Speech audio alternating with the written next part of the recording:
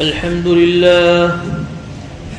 لله نحمده ونستعينه ونستغفره ونؤمن به ونتوكل عليه ونعوذ بالله من شرور أنفسنا ومن سيئات أعمالنا من يهد الله فلا مضل له ومن يضلله فلا هادي له ونشهد أن لا إله إلا الله وحده لا شريك له ونشهد أن سيدنا ومولانا محمدا عبده ورسوله وبارك وسلم تسليما كثيرا أما بعد فأعوذ بالله من الشيطان الرجيم بسم الله الرحمن الرحيم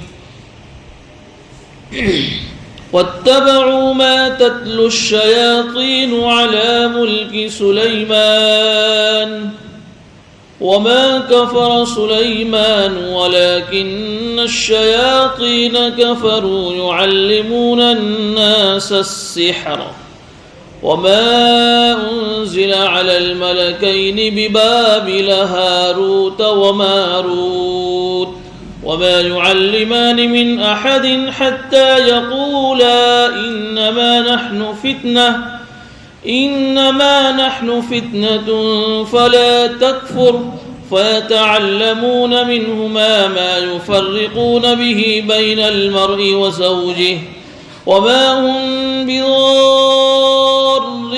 به من أحد إلا بإذن الله ويتعلمون ما يضرهم ولا ينفعهم ولقد علموا لمن اشتراه ما له في الآخرة من خلاق ولبئس ما شروا به أنفسهم لو كانوا يعلمون ولو أنهم آمنوا واتقوا لمثوبة من عند الله خير لو كانوا يعلمون صدق الله العظيم.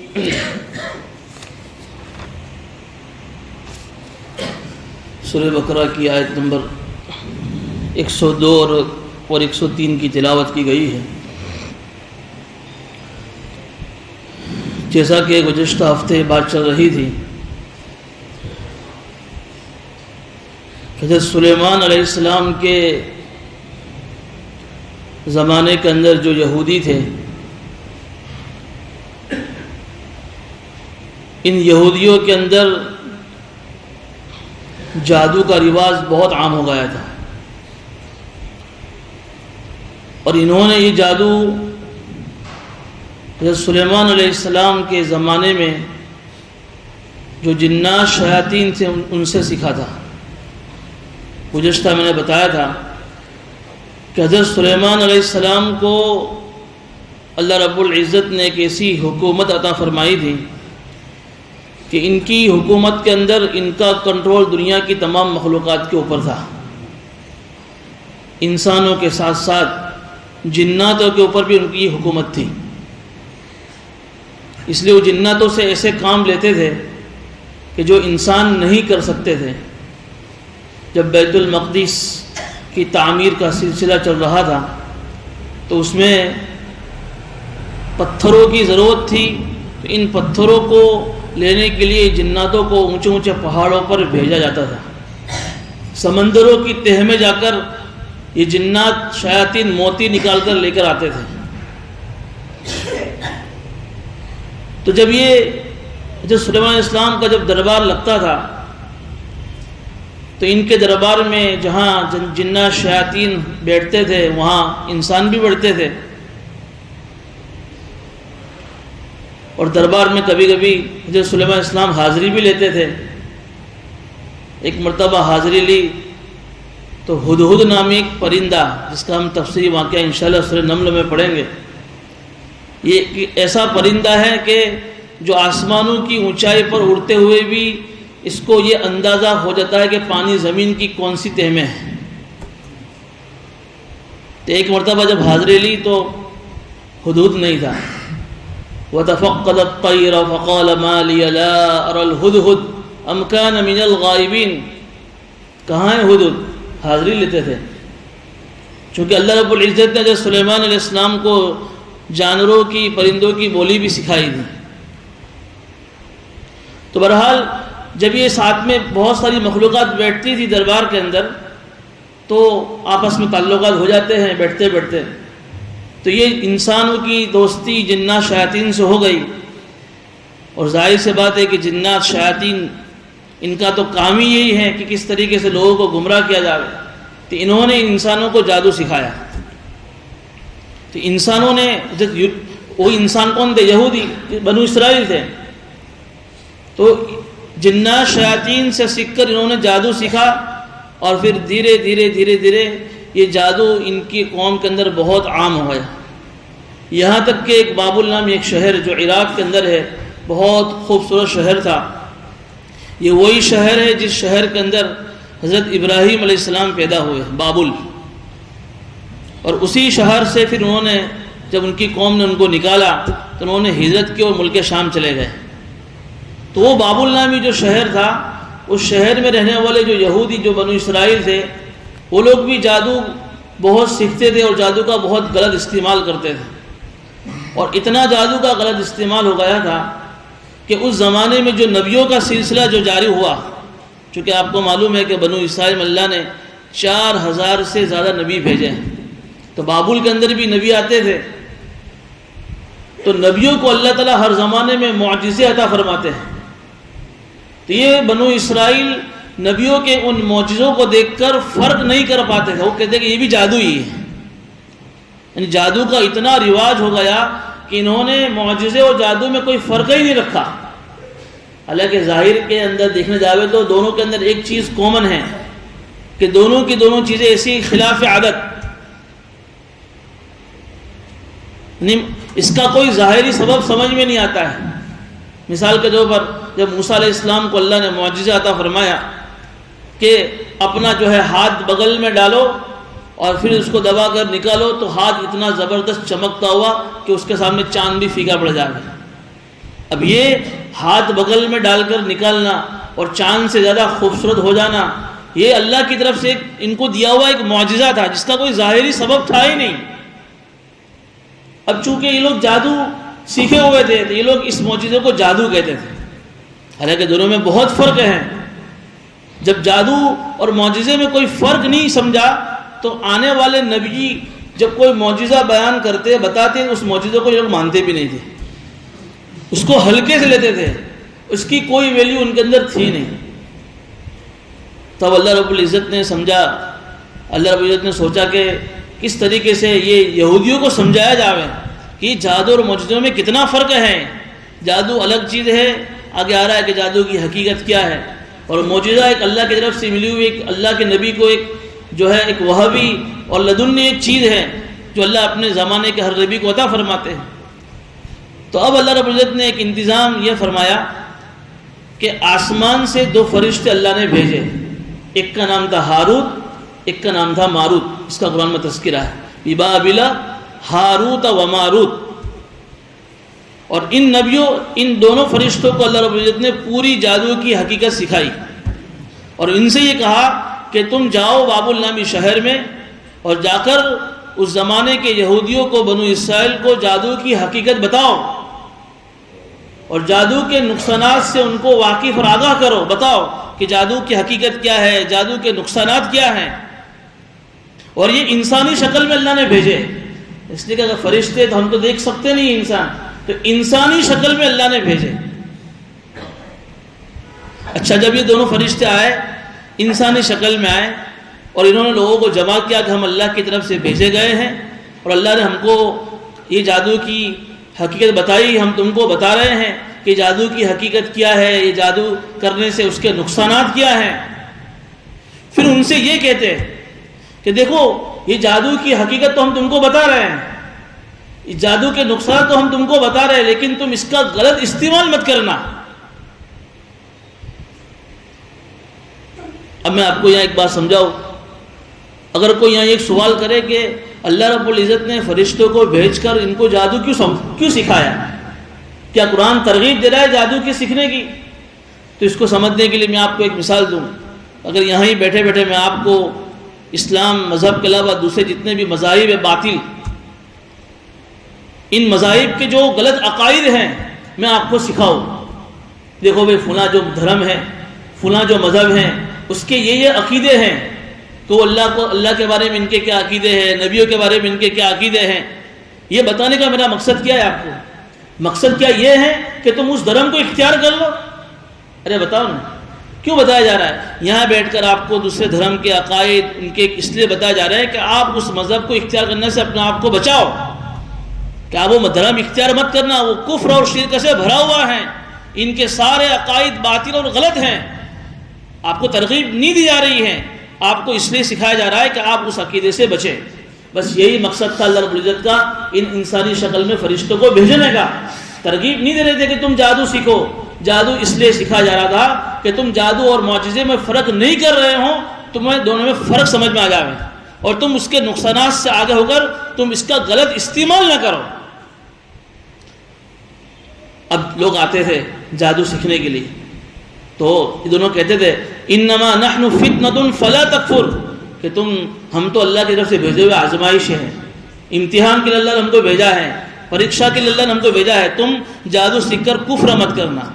لیکن آپ کو معلوم ہے کتنے ہفتوں سے آپ پڑھ رہے ہیں، ٹیڑھی قوم ہے، ماننے کا جذبہ تو تھا نہیں، ضدی مزاج میں ضد پنا تھا، ہٹ دھرمی تھی. اب انہوں نے جادو سیکھنا شروع کیا، جادو سیکھ کر اس کا غلط استعمال کرنا شروع کر دیا. بہت سارے جادو کے غلط مقاصد ہیں. وہ جادو کیوں کرتے ہیں؟ کہ جادو کا سب سے اہم مقصد جو ہوتا ہے، آدمی کے دل میں حسد ہوتا ہے کسی کے بارے میں. حسد کس کو کہتے ہیں؟ کہ فلاں کو اللہ نے کوئی نعمت دی ہے، کوئی بھی نعمت ہو، علم کی نعمت دی ہو، مال کی نعمت دی ہو، حسن کی نعمت دی ہو، صلاحیت کی نعمت دی ہو. اب اس نعمت کو دیکھ کر کسی دوسرے آدمی کے دل میں یہ جلن ہو اور اس کی یہ تمنا ہو کہ وہ نعمت اس کے ہاتھ سے چھین جائے اور مجھے مل جائے. اس کو بولتے ہیں حسد، کہ وہ نعمت اس کو کیوں ملی، اس کو نہیں ملنی چاہیے، میں اس کا حقدار تھا، نعمت مجھے ملنی چاہیے. اب اس کی تمنا یہ ہوتی ہے کہ کس طریقے سے وہ نعمت اس کے ہاتھ سے چلی جائے اور مجھے مل جائے. حالانکہ نعمت دینے والا کون ہے؟ اللہ تعالیٰ. تو کیا کرنا چاہیے تھا کہ جو اللہ اس کو نعمت دے سکتا ہے، کہ اللہ وہ نعمت مجھے نہیں دے سکتا ہے، تو دعا اللہ سے کرنی چاہیے اور اس کو دیکھ کر رشک کرنا چاہیے. یار کیا نعمت اللہ نے اس کو دی ہے، کاش اللہ نعمت اس کے پاس بھی رہے، اللہ تو نعمت مجھے بھی عطا فرما. اس کی تو حدیث میں ترغیب آئی ہے، غبطہ کا لفظ آتا ہے. لیکن یہ نعمت غبطہ نکل کر کیا گیا، آدمی کے اندر حسد آ گیا. نہیں، وہ نعمت اس کے ہاتھ سے چلی جائے. اب کیا ہوتا ہے کہ اب نعمت اس کے ہاتھ سے کیسی چلی جائے، اس کے لیے آدمی جادو کا راستہ اختیار کرتا ہے. تو بھائی کسی طریقے سے اس کو جو ہے جادو کے اثر میں مبتلا کر دو. آگے جادو کی حقیقت آ رہی ہے کہ اس کے کیسے اثرات ہوتے ہیں. کبھی کبھی جادو کا مقصد ہوتا ہے، جیسے یہاں قرآن نے اس مقصد کو خاص طور پر اس کا ذکر فرمایا ہے. بہت سارے مقاصد ہیں. ایک مقصد ہوتا ہے میاں بیوی میں آپس میں جدائی. یہاں دیکھیے فَيَتَعَلَّمُونَ مِنْهُمَا مَا يُفَرِّقُونَ بِهِ بَيْنَ الْمَرْءِ وَزَوْجِهِ. یہ یہودی، یہ بنو اسرائیل، ان دونوں فرشتوں سے جادو سیکھ کر وہ کام کرتے تھے میاں بیوی میں جدائی کرنے کا. کیوں؟ اس لیے کہ جادو سیکھنے کے اندر سب سے زیادہ مدد شیطان سے لی جاتی ہے، اور شیطان کو سب سے زیادہ خوشی اس وقت ہوتی ہے جب میاں بیوی میں آپس میں جدائی ہوتی ہے، طلاق ہوتی ہے. جب اس لیے حدیث شریف میں آتا ہے کہ جب رات کا وقت ہوتا ہے تو شیطان سمندر پر اپنا تخت لگاتا ہے، اور اس کی شیطانوں کے جو چیلے ہیں، آج تو لاکھوں کی تعداد میں اس کے چیلے ہیں. شیطان جو ہے گرو ہے سب سے بڑا، ابلیس اپنے سارے چیلوں کو جمع کرتا ہے اور ہر ایک سے کارگزاری لیتا ہے. آج آپ نے کیا کیا، آج آپ نے کیا کیا. کوئی کہتا ہے کہ بھئی میں نے آج جو ہے ایک آدمی کو یہ کیا کہ میں نے اس کو آج نماز نہیں پڑھنے دی. ایک کہتا ہے کہ آج میں نے اس کو جو ہے گناہ کروا دیا، زنا کروایا، چوری کروائی، جھوٹ بلوایا، غیبت کروائی، فلاں جتنے بھی گناہ کے کام سارے گنوائے. اس میں ایک چھوٹا سا سب سے چھوٹا شیطان ہوتا ہے، وہ آ کر اپنی کارگزاری سناتا ہے. تو نے کیا کیا؟ کہ میں نے آج وہ کام کیا کہ دو میاں بیوی میں آپس میں لڑائی کروا کر، ان میں جھگڑا کروا کر جدائی کروا دی. واہ واہ واہ واہ، شاباش، تو نے کام کیا ہے سر. یہ شیطانی، چونکہ شیطان اس لیے خوش ہوتا ہے کہ پورے معاشرے کی، پورے جو ہے سماج کی بنیاد ان دونوں میاں بیوی کے رشتے پر ہے۔ یہ اگر صحیح طریقے سے چلیں گے تو ان سے پیدا ہونے والی نسل اور پھر ان سے پیدا ہونے والی نسل در نسل جو ہے وہ صحیح طریقے سے پورا معاشرہ بنتا جائے گا۔ لیکن جب دونوں میاں بیوی میں آپس میں محبت ہی باقی نہیں رہے گی، جب انہی میں جھگڑے ہوں گے ان سے پیدا ہونے والی نسلوں میں، پھر ان کے بعد کی نسلوں میں، پھر وہ ان کی جو ہے جھگڑے کی صفت منتقل ہوتی جائے گی اور سماج اور معاشرہ ٹوٹ جائے گا۔ تو ان بنو اسرائیل نے اس زمانے میں یہی کام کیا، جادو کا غلط استعمال کر کے، کہ جادو سیکھ کر اس طریقے سے میاں بیوی میں آپس میں جھگڑے کرواتے تھے۔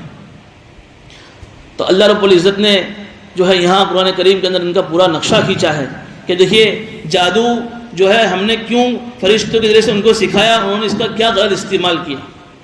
میں قرآن کریم کی آیتیں پڑھ رہا ہوں، وَاتَّبَعُوا مَا تَتْلُو الشَّيَاطِينُ عَلَى مُلْكِ سلیمان، کہ حضرت سلیمان علیہ السلام کے بادشاہت کے زمانے میں، ان کی حکومت کے زمانے میں یہ بنو اسرائیل شیطانوں کے ان منتروں کے پیچھے پڑ گئے۔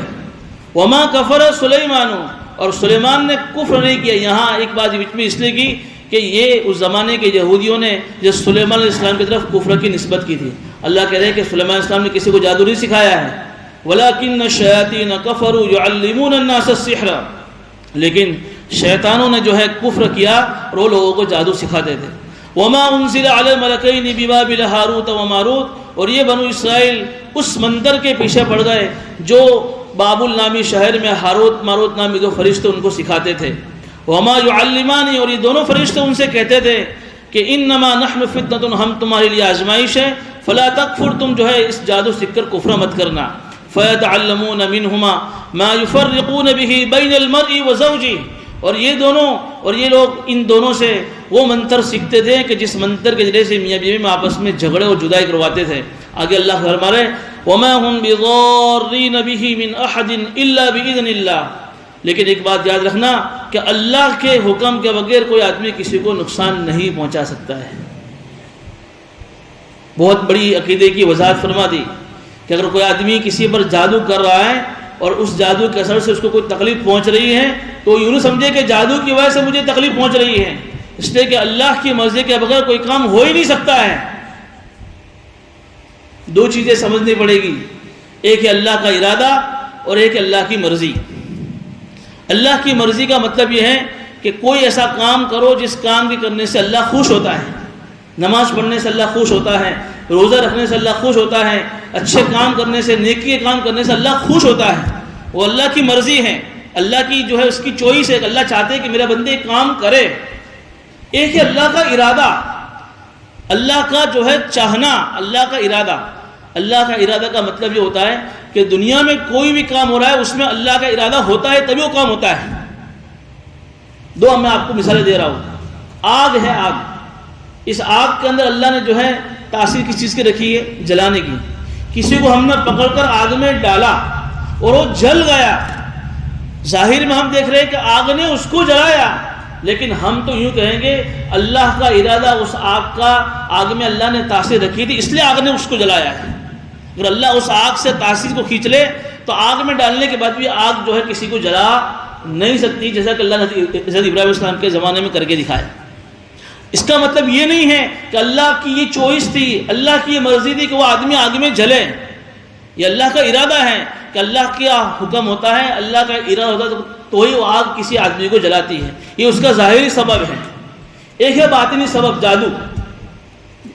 جادو کی بہت ساری قسموں میں سے ایک قسم یہ ہے جس کو ہم بولتے ہیں سمجھنے کے لیے نظر بندی۔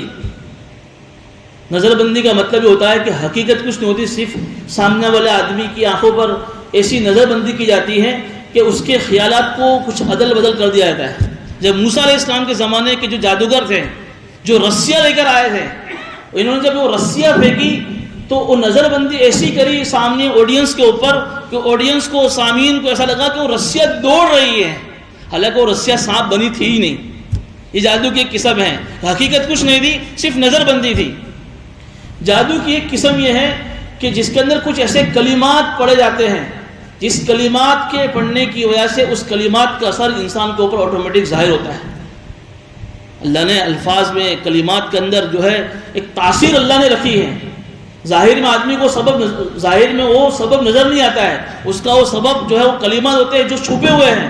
انسان نے کیا پڑھے وہ کلمات؟ جو آدمی جادو کرتا ہے وہ جادو کرنے والا کیا کلمات پڑھتا ہے کسی پر جادو کرنے کے لیے، وہ جادو جس پر کیا اس کو نہیں معلوم ہوتا ہے کہ اس نے کون سے کلمات پڑھ کے مجھ پہ جادو کیا ہے. اس کا سبب چھپا ہوا ہے کہ اللہ نے اس میں بھی تاثیر رکھی ہے.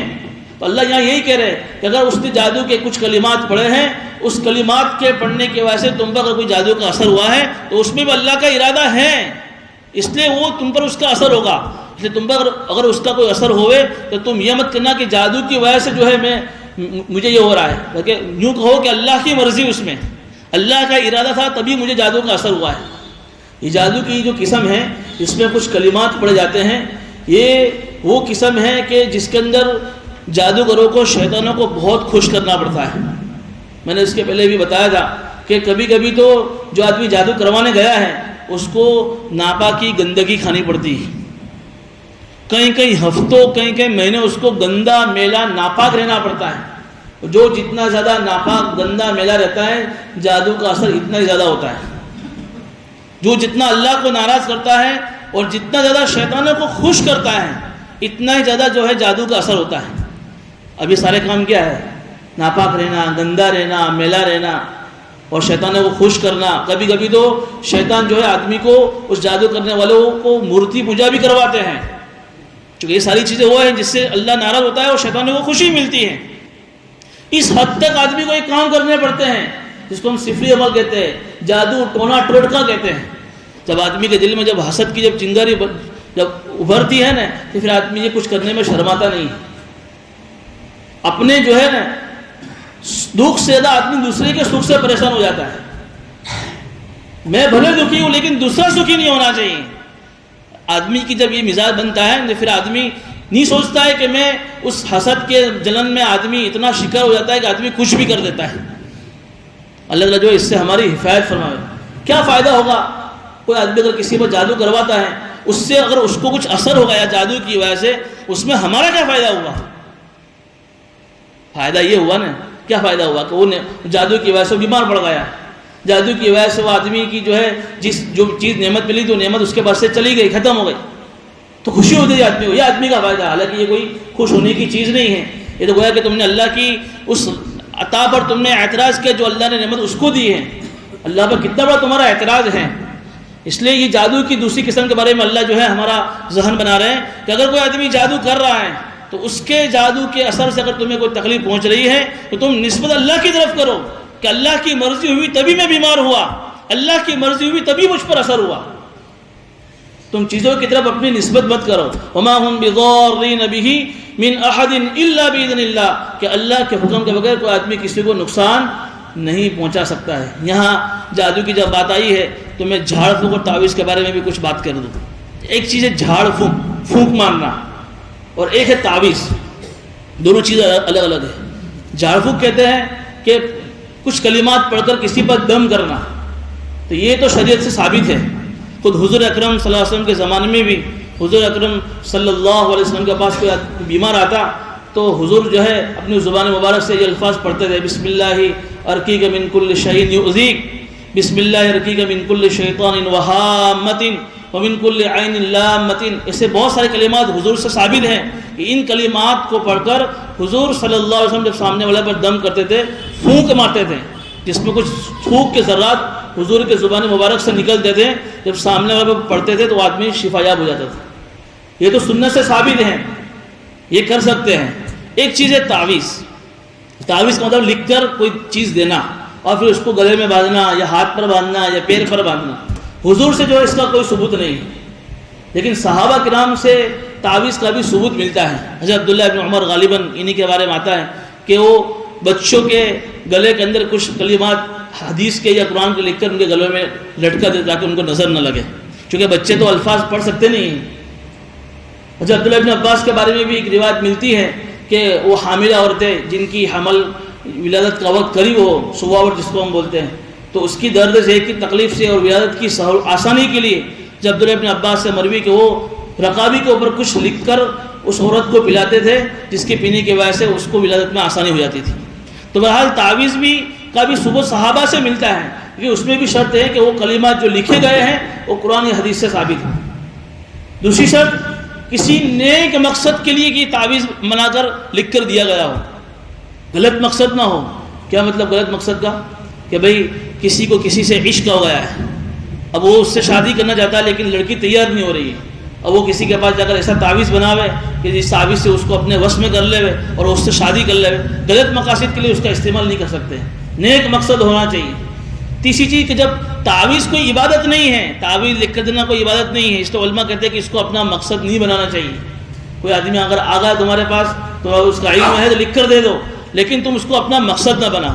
بہرحال یہ جھاڑ پھونک اور تعویذ، تو یہ جادو الگ چیز ہے، جھاڑ پھونک الگ چیز ہے، تعویذ الگ چیز ہے۔ ہمارا تو یقین اللہ کی ذات پر ہوگا، سب کچھ کرنے والا اللہ ہی ہے۔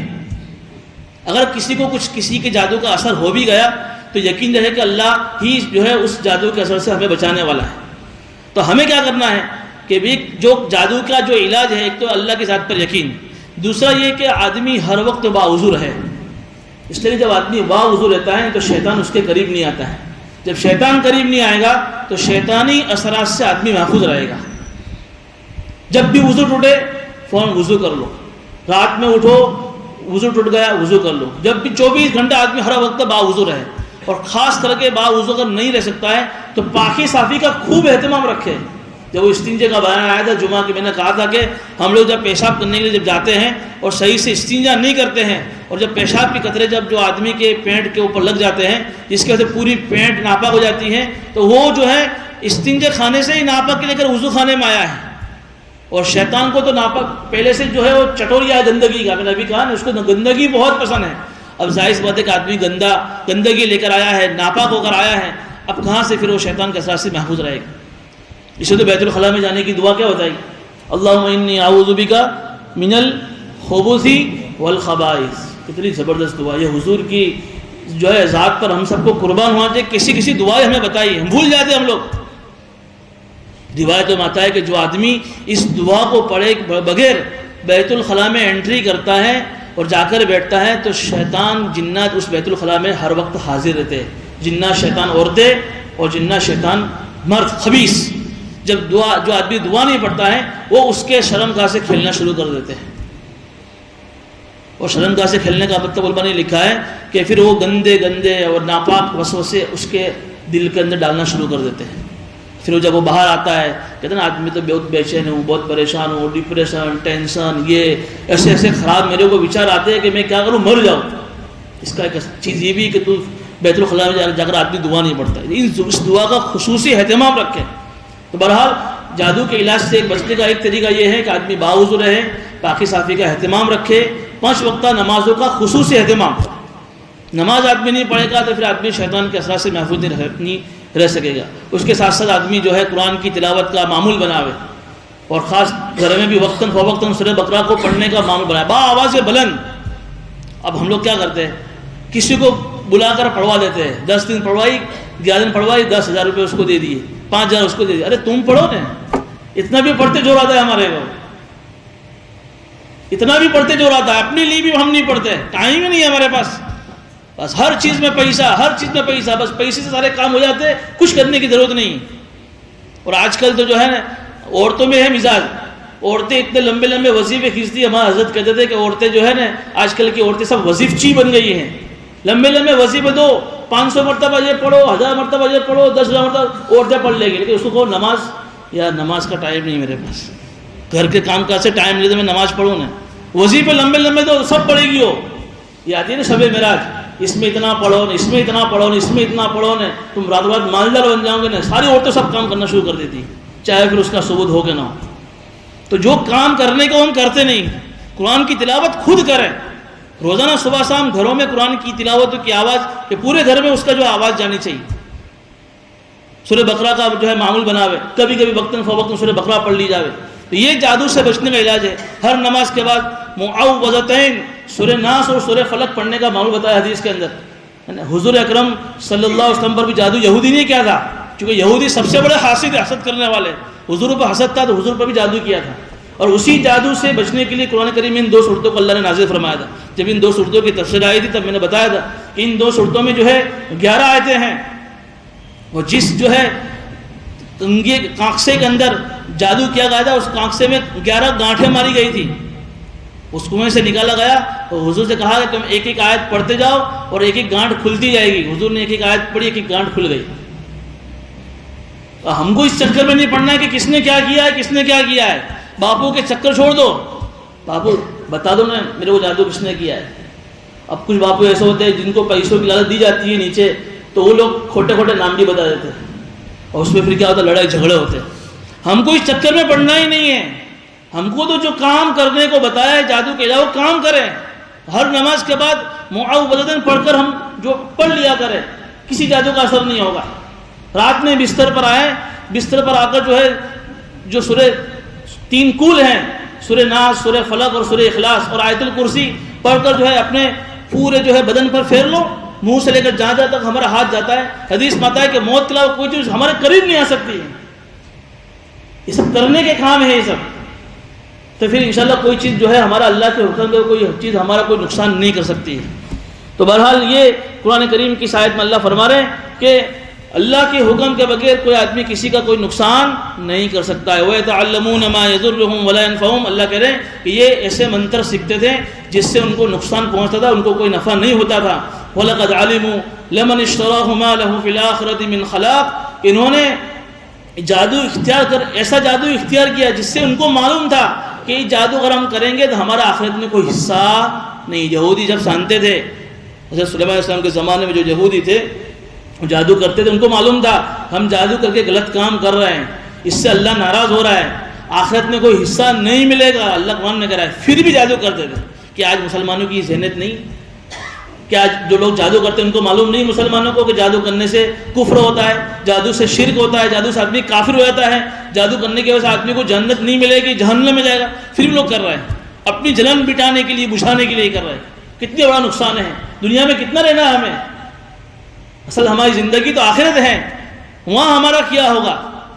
تو وہاں کا استظار جب آدمی کو ختم ہو جاتا ہے نا، تب آدمی پھر سب ایسے کام کرتا ہے۔ میں نے گزشتہ بتایا کہ نکاح کے اندر حضور نے ہمیں موت کی یاد دلائی ہے کہ آدمی خوشی کے اندر بھی جو ہے اپنی موت کو نہ بھولے، ورنہ پھر نکاح کے بعد جو ہے آپس میں میاں شوہر بیوی کے اور بیوی شوہر کا حق ادا نہیں کریں گے۔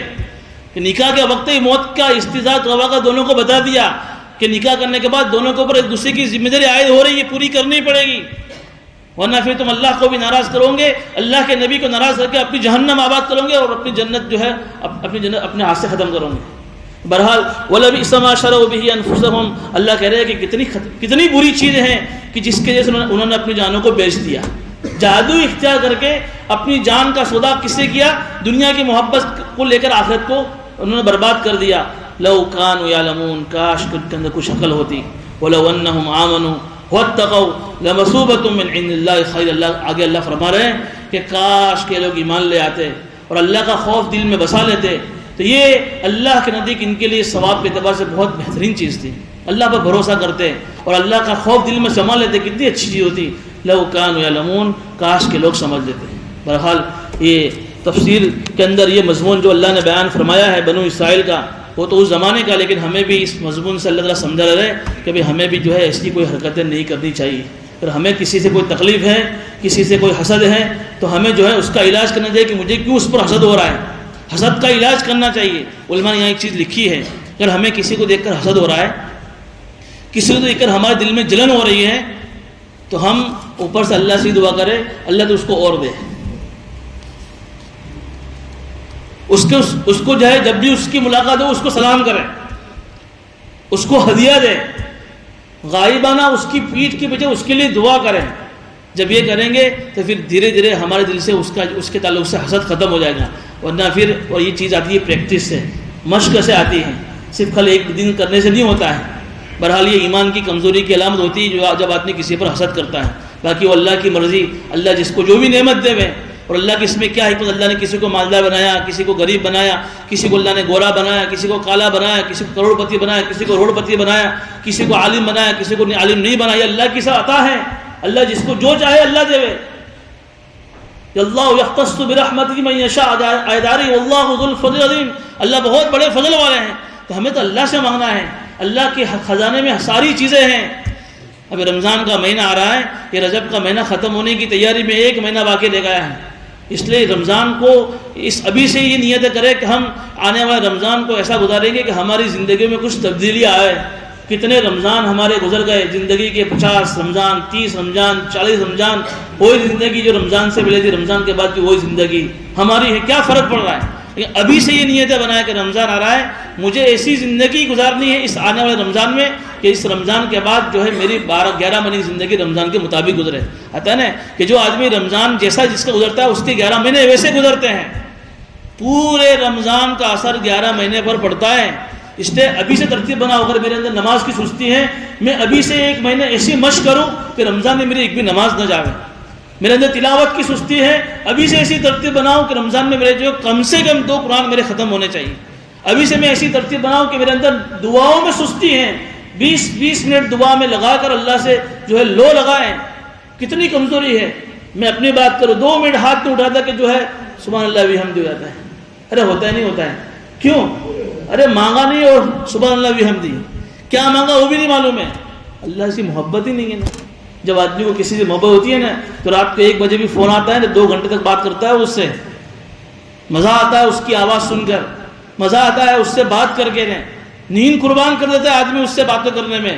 لیکن محبت اللہ کی نہیں ہے تو دعاؤں میں جی نہیں لگتا ہے۔ ابھی سے جو ہے دعا مانگے، 20 منٹ 10 منٹ کی عادت ڈالے، رونا نہیں آتا ہے دعاؤں میں، روے، اپنے گناہوں کو یاد کر کے روے کہ اللہ میں کتنا بڑا گنہگار ہوں، کہ اللہ تیری اس گناہوں کی نوزت کی وجہ سے تجھے یاد کر کے بھی مجھے رونا نہیں آتا ہے، قرآن کی تلاوت کر کے بھی مجھے رونا نہیں آتا ہے، کتنا میرا دل اندر سے سخت ہو گیا ہے میرا۔